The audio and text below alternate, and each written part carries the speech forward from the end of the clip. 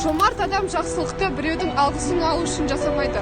Ол көмекке мұқтаж адамдарды кішкене ғана бақытты еткісі келеді. Біреуге жақсылық, жануарларға, табиғатқа қамқор болу қайырымдылықтың бір көрінісі. Қайырымдылық жасау арқылы адам өзінің жақсы ниетін білдіреді. Біз қазір Жанар екеуміз қолымыздан келгенше адамдарға көмектестік.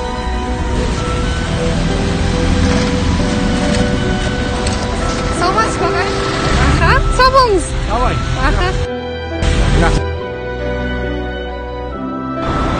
Қайырымдылық бұл адам бойындағы ең жағымды қасиеттердің бірі болып саналады. Өздеріңіз білетіндей, мұндай адамдар өздерінің жанашырлығымен, таза ниетімен ерекшеленеді. Қазіргі кезде байқасаңыздар, көп адамдар қайырымдылықтың не екенін ұмытып бара жатыр. Қайырымдылықтың ең басты нышаны ол осы біздің рухани құндылықтарымызға қарағанда материалдық құндылықтарды биікке қою. Сондықтан да көп игі істер жасайық, ашкөздікті, сараңдылықты тастайық. Әрдайым тек мұқтаж жандарға көмектесуге ұмтылайық.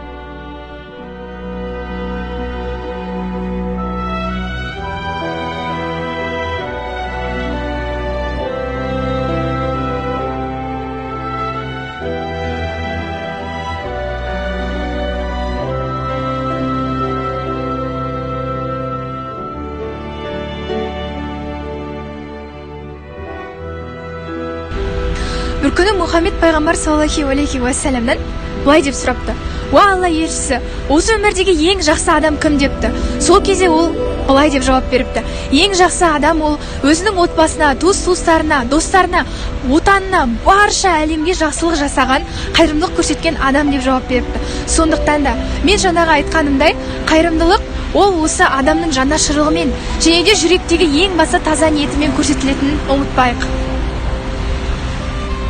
Менің ойымша, мейірімділік дегеніміз ол қиын жағдайға тап болған адамдарға шын жүректен қолдау көрсету.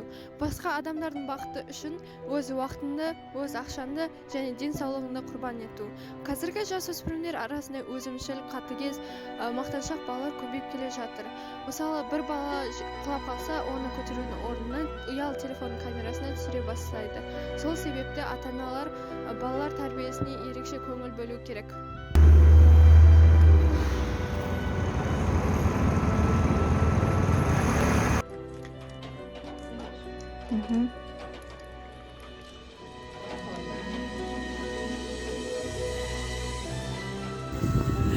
Индира Ганди деген Үндістанның президенті, мейлі ол басқа біреу болса да, мен қол ұшын созып көмектескеннен жаным қуанып, жақсы әсер аламын деген екен. Соны тексерейік.